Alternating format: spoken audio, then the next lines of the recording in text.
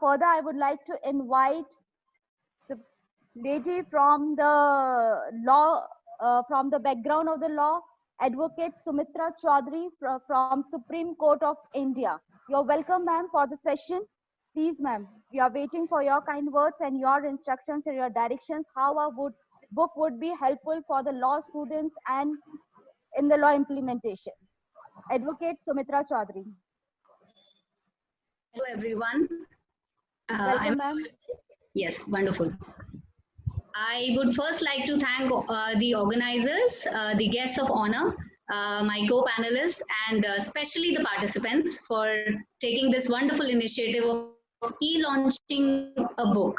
In the COVID times, I think the importance of internet has anyways increased, but launching a book on this topic, it is really commendable. So I also want to appreciate and congratulate Dr. Ruby and Dr. Sonali for making a commendable effort towards compiling this easy to use handbook of a ready reference. So I'm sure this book will go a long way when it comes to protecting child rights. It's an excellent example of coordination and collaboration of different institutions and who are working towards one common objective. So congratulations once again for contributing towards keeping our children safe. Thank you, ma'am. Thank you very much. Thank you. I would also like to take this opportunity to just reflect a little bit on the legal aspects of this, as my co-panelist, Dr. Urvashi ji and Ashish ji has already covered a bit of it onto important aspects that really affect the child in India. So India has one of the largest child population in the world, wherein the population represents at least 39% of the total population. And we all are well aware that the future well-being of a nation depends on children, their growth and development. It is very important that we provide them a secure environment to flourish. It is not only the responsibility of the state, but of us as citizens also. Our commitment towards the children, their education, their growth, and their overall development should be the main focus when it comes to protecting the children. I would just tell a line from a great poet, Milton. He said that child shows the man as morning shows the day. So that is the kind of importance a child holds in our society.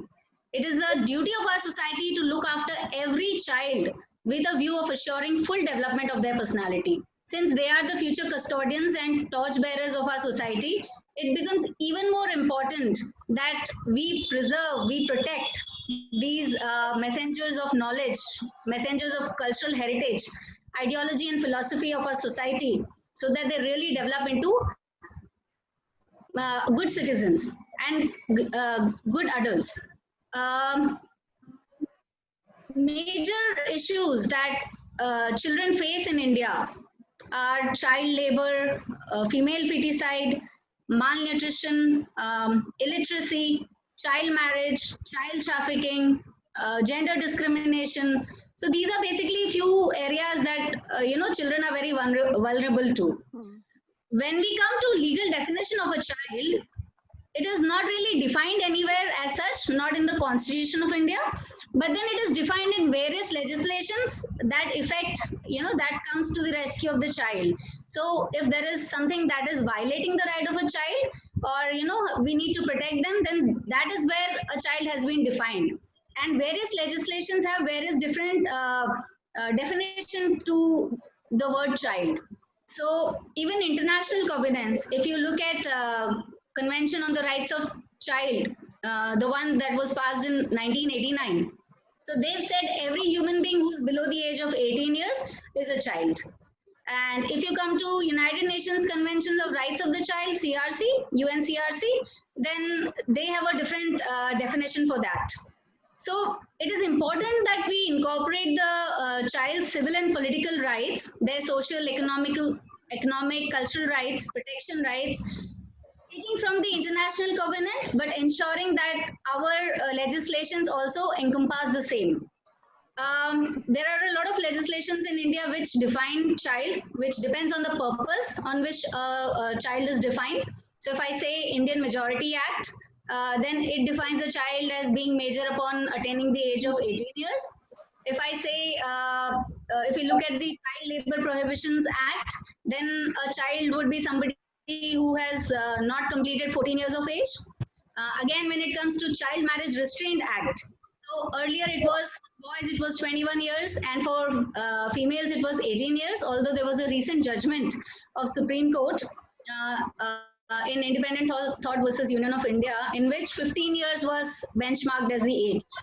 As in, 15 years, any girl child of that age would be considered as a child and not as an adult. So since we were having a lot of child marriage in India, then there's Ma'am, also am I juvenile. audible? Yes, you are. Okay, so I will just touch upon what are the constitutional guarantees that the children have. Since this book has already put in everything very comprehensively, I just thought I should use this opportunity to let everybody know what are the constitutional guarantees that we have for children. Hear or listen, see the video So, or audio. am I audible? Should I continue? Yeah. Okay. So if you look at Article 21A, it provides that, every state must provide free and compulsory education for children of the age of 6 to 14 years. Similarly, Article 24 says that no child below the age of 14 years shall be employed in any factory.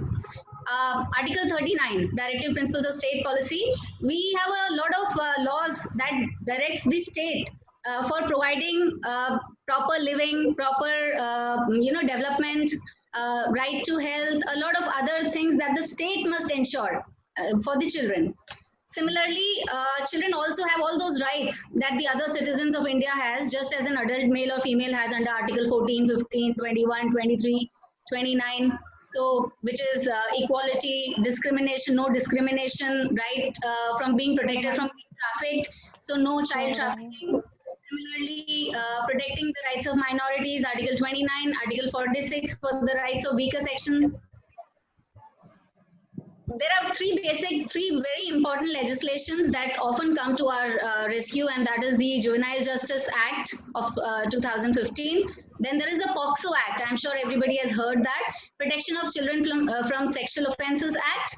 And because of the rising number of child abuse cases in India, there was an amendment in the criminal law in which Section 376(2)(I) was incorporated, wherein it was punishing anybody involving into offences that relates to sexual abuse of a child. So I just want to reiterate that children are the greatest gift of God to man. And they are our most precious and important assets. And the welfare and development of any community definitely depends largely on the health and well-being of its children. So it is very important that the physical and mental health of a child is kept intact. I would like to end this by a saying that Justice V.R. Krishna Iyer had said, that it is our obligation to the generation by opening up all opportunities for every child to unfold its personality and rise to its full stature, physical, moral, mental, and spiritual. And it is the birthright of every child that cries for justice from the world as a whole. So thank you once again, Dr. Ruby and Dr. Sonali, for bringing this book out.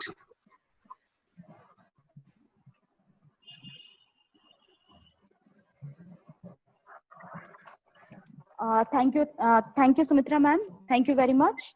Now, as the event is coming to the conclusion, before that, I would like to give you all a very good news to everyone. I would like to announce that Dr.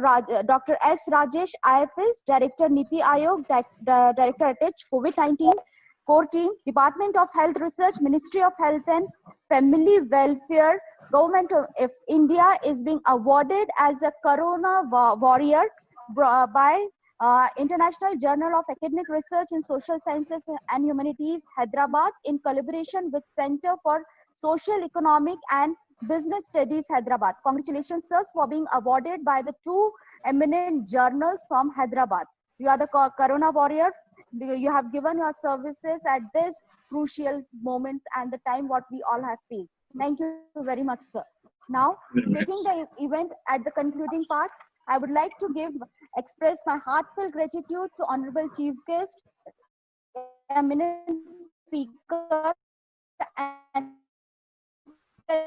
special thanks to Kalpana because of a technical glitch and unable to join. Thank you, ma'am, for your gracious words that you have put and your precious time that you all have given to us. Further, first, I would like to thank to the esteemed participants who have given their so much of time to all of us.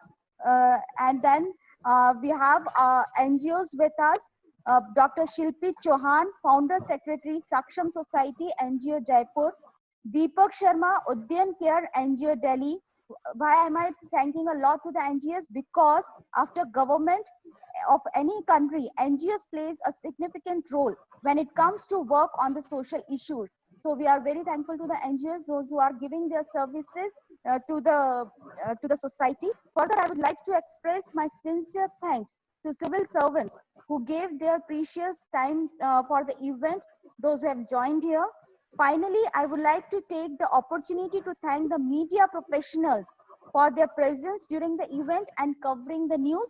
The media professionals that are present here in the event just now: Digital Learning Magazine, Noida; Sarkari Mirror, News Delhi; Indian Observer Post, New Delhi; Education Paper, Mumbai; Samachar Nirdesh Newspaper, Delhi; Khabar Lazmi, UP. Thank you very much. Thank you very much to everyone for keeping so much of patience during the event and bearing this technical glitches.